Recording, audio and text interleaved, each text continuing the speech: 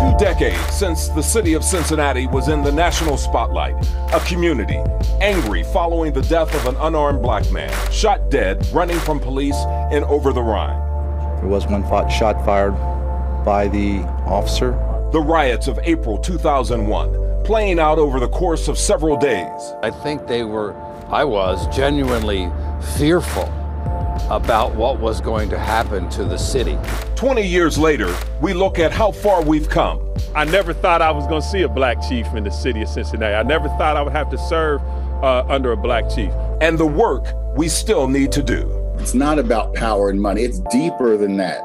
And you need to communicate better and you need to be more transparent. From WLWT, this is Let's Talk Cincy, presented by Western and Southern Financial Group. Put our financial strength behind you. 20 years since the death of 19-year-old Timothy Thomas sent shockwaves of anger, frustration, and chaos through the streets of Cincinnati. Hello, everyone. I'm Curtis Fuller. We will examine the events that changed our city forever. But we're not just going to look back. We also want to look forward at the hope for justice and unity. We'll hear from several community voices about where we stand when it comes to fair policing and accountability and the hurdles that still lie ahead. First, we need to remember where this all began. The city was already dealing with the deaths of several African-American men by Cincinnati police officers over the period of a few years. Then came April 2001. You took him from his family and his son, and we deserve to know why. All they needed to do was to grab him. Instead, they decided to shoot him. No peace! No justice! The police has given us 3 stories so far today. First, one person killed him, now another person killed him. We don't want to talk about that anymore. We're tired of being tired. I don't understand why they can't simply release a transcript of what the officer said was his reason. Don't get me wrong, even when you tell me why, it's not going to make it better. But at least I've been and heard you acknowledge the fact that you took a part of my life from me. So I demand to know why.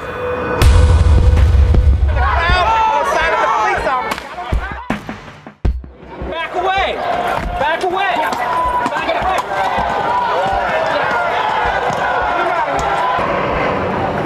We ain't riding, they riding.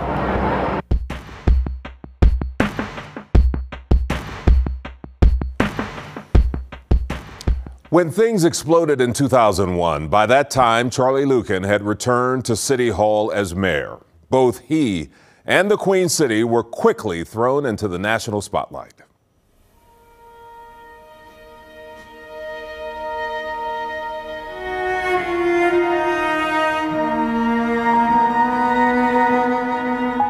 It was just a tough time. Cincinnati was getting national and international news about this. I don't mean this metaphor to be flip, but we were the only game in town. So we had every civil rights leader, we had national media, we had the Today Show. I mean, everybody was here. And I think the reputation of the city was seriously in question, and it's not its survival, but its survival as what it has become was really in question for a while, and privately, I worried about it.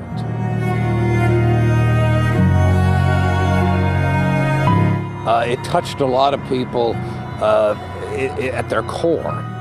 Justice! No peace! I look back on it and I thought, wow, you know, when we have 300 or 400 people signed up to speak at City Hall, I just didn't know how all these emotions were going to come together and we were going to hold together. And somehow I think we did, but you know, we didn't solve everything, but I think we made a good effort.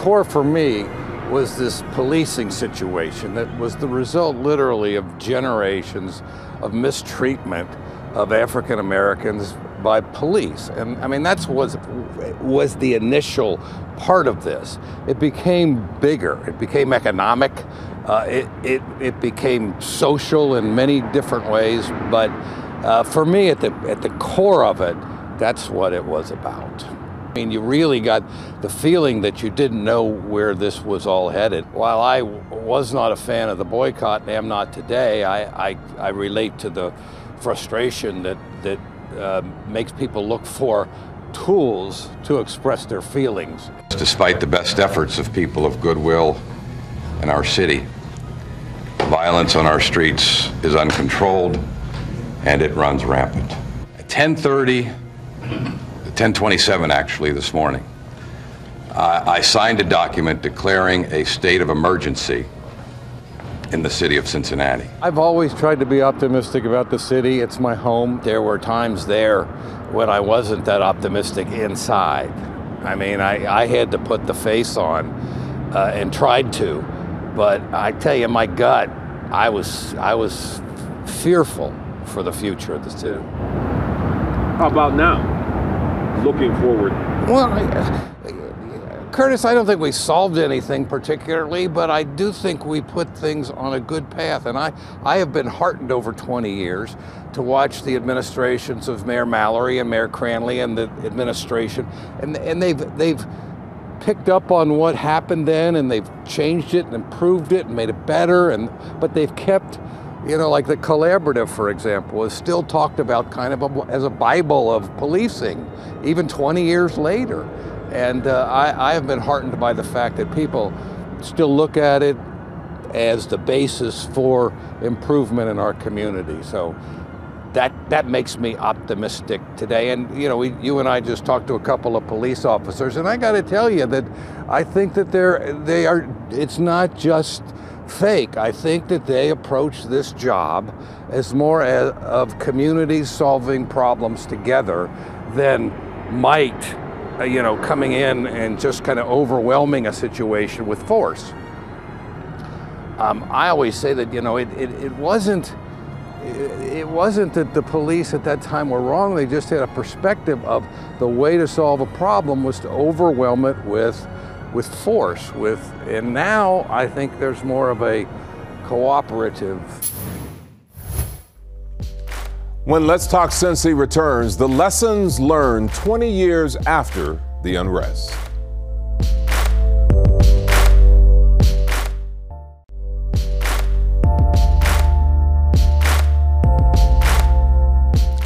Much of the work that started back in 2001 still continues today. WLWT News 5's John London has more from many of the people he talked with who were on the front lines back then and who are still there today. It is sobering to think that it's been a full generation now since that time we all remember back in 2001 when frustrations fueled an explosive moment in our city's history. Hope for life! Many of the voices we heard then remain on the front line today. And as we look back, we talk with people in the community about what lessons, if any, we have learned from that very difficult experience and where we stand 20 years later. So it was just a bad situation, totally mishandled. And that was one of the areas that I said we got to focus on is we got to be transparent. We got to tell people right away, here's what the officer said happened, and we'll do the investigation, and we'll see if what he said happens lines up with the investigation. State Senator Cecil Thomas, then director of the Human Relations Commission. Thomas is also a former cop of nearly 30 years. And for the first 3 or 4 days, it did explode, big time.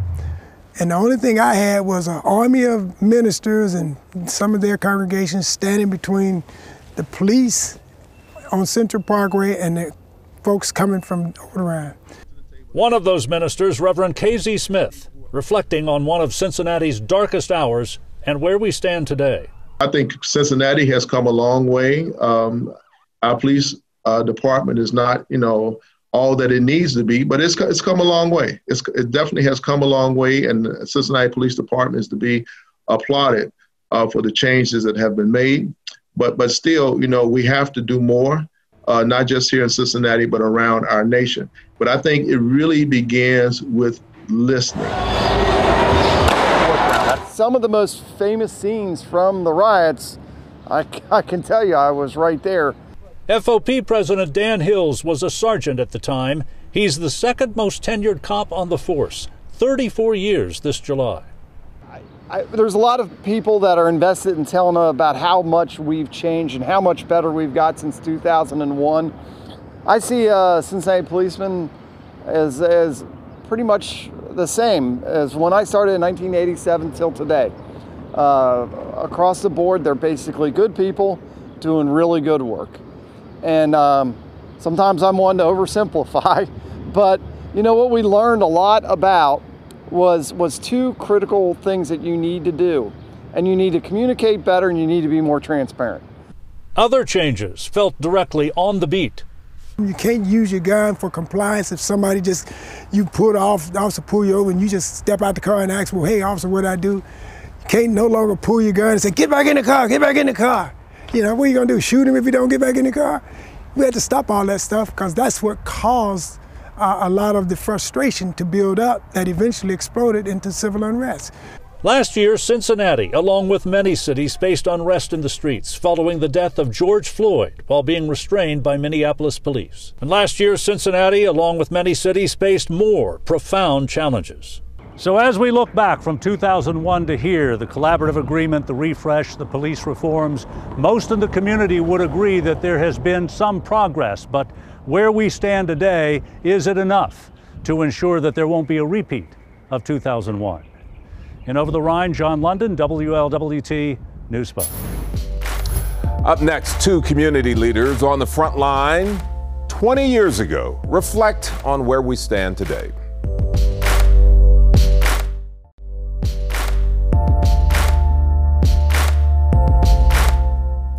Two names synonymous with the historic collaborative agreement are Iris Rowley and Reverend Damon Lynch III. Their unique perspective now about where we stand 20 years later and where do we go from here? We still have a ways to go. We still have some road to travel. And the question becomes now, who leads the charge? Who comes behind us? You know, so we're talking now 20 years ago. I'm 20 years older now. I'm now where my father was 20 years ago. 20 years ago, he was in his 60s. I'm now in my 60s. So I'm excited about hoping and to see that that new group who's going to lead this charge to continue to make our city better and our country better. I'm not optimistic for a revolutionary change. I think change is slow and it's progressive. One of the things my father taught me growing up, he said, if a man can beat you thinking, he'll beat you living every time. That was the wisdom from Damon Lynch Jr. If a man can beat you thinking, he'll beat you living every time. So while we were fighting during the 2000s and getting change in policing and the collaborative agreement, you know what Charlie Lucan was thinking? We're going to get Vine Street. We're going to get Elm Street. And out of your agreement, we'll change some things and we'll give the police some more tools and some more training. And Taser International will get rich because everybody's now going to get tasers. And the camera people are going to get rich because everybody now is going to have body cams. And so we've just made other people extremely wealthy. And we're going to give them some more training. And hopefully you guys will be happy. But we want Vine Street. We want Elm Street. We want Washington Park. The conversation is still the same. If you listen to Dr. King's conversation in his latter years, he was talking about economics. He was talking about the need to build our communities. That is still the final thought. Feels like 20 years, Curtis, but I think that when something occurs that challenges the work that we've been doing, then it feels like it was yesterday, because the feelings are the same feelings around trauma, the inequities. Just why do we still have to live in such a situation with the systems that taxpayers, one, pay for and participate in crafting. So it's dual, which is, psychotic way to live, because we stay 1 foot in, 1 foot out, waiting for something else to happen when what should happen is the holding accountable of individuals who have the power to create the environment of trauma and pain and suffering to change itself, and to hold itself accountable should be the order of the day in the 21st century. So yeah, what more could one want with extreme power and control over groups of people?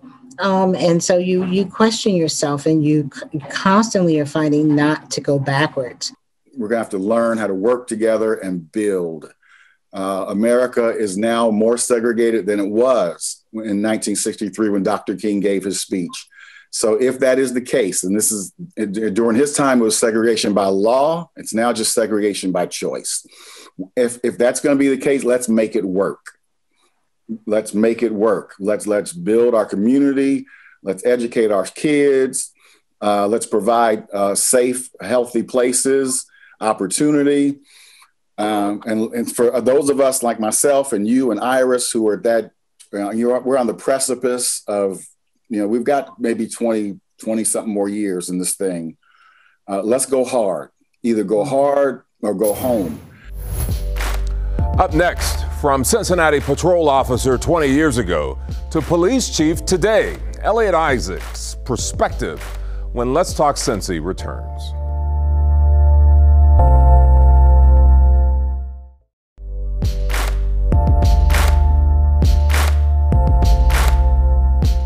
Cincinnati Police Chief Elliot Isaac reflecting on his climb to the top of the ranks.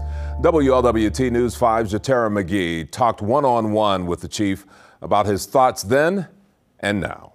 I had always heard, coming up, through the ranks that you'll see civil unrest maybe once in a career.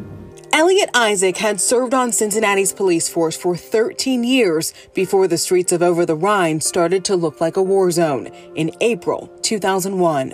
It was a surreal feeling to see literally hundreds of people angry coming down the street, and seeing that take place it is a very, very unique experience that stays with you for a lifetime. He was a sergeant assigned to the Internal Investigations Division, acquainted with the facts while grappling with his community's outrage. We must stand up for truth. I was definitely disturbed that this was another unarmed young black man that had been involved and had lost his life at the hands of the police. 2 decades later, Isaac is now chief of a department he says has aged well. Even the fact that I am the police chief in 2001, to see an African-American be the police chief was something that seemed to be very, very far off. Just seeing that, a lot has changed. Including adapting the community policing model and embracing technology. We asked if the chief thinks the city is more united or divided today. As we've seen this past year, we are very divided politically, more so than I've ever seen, in my adult life. We are united, though, in what people want to see from their police department. I think people are very united in that.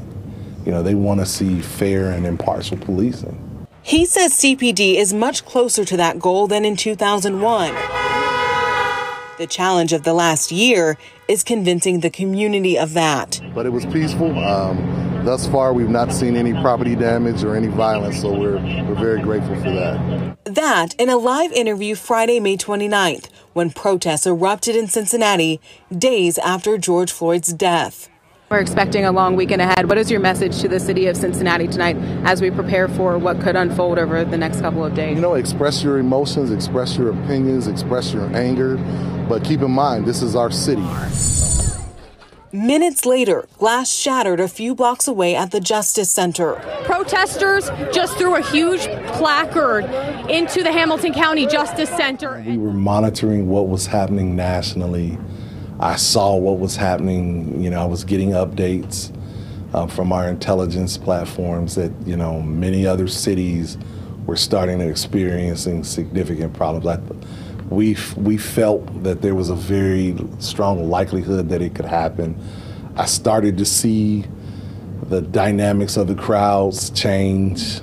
This time around, Isaac was responsible for the safety of all the officers responding, including his own daughter. I know my daughter is well trained. She was assigned to one of the platoons. She did, you know, several nights out there, and I knew she would follow her training and do what she was trained to do. But I am also a dad, so you always worry about your kids, and I checked on her once or twice during that time as well. He says 2020 was harder to wrap his head around. And that's exactly it. You know, in 2001, they were angry at the Cincinnati Police Department. The citizens and the community, they were angry very specifically as to what took place here in Cincinnati and what had been taking place. In 2020, this was something that happened 600 miles away. Not something that happened very specifically, but they were angry at law enforcement as a whole, with the criminal justice system as a whole. And to see that spill over into worldwide protests. Many of those protesters, you were the face of all that was wrong. Yeah. That's a tough burden to bear. You know, it is at times, but you know, you can also be the face of helping to heal what is wrong too. Talking about where we stand today, almost a year after the most recent civil unrest, Isaac told me he's encouraged because many of the changes protesters were calling for, CPD has either already done or is working on. For example, he says banning chokeholds, mental health screenings and hiring, and better training. Jatera McGee, WLWT, News 5. 2 years after the death of Timothy Thomas, the city reached a settlement that totaled $4.5 million. Neither the city or the police admitted any wrongdoing as part of that agreement. You know, in the final analysis, everyone seems to agree a lot of work is still needed as we push for a better day tomorrow. It will not be easy. All we have to do is witness what is happening around the country today.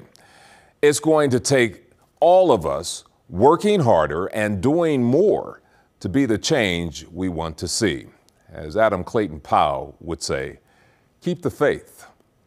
Well, that does it for the program today. Thanks for joining us. I hope you can join us next week for another edition of Let's Talk Cincy.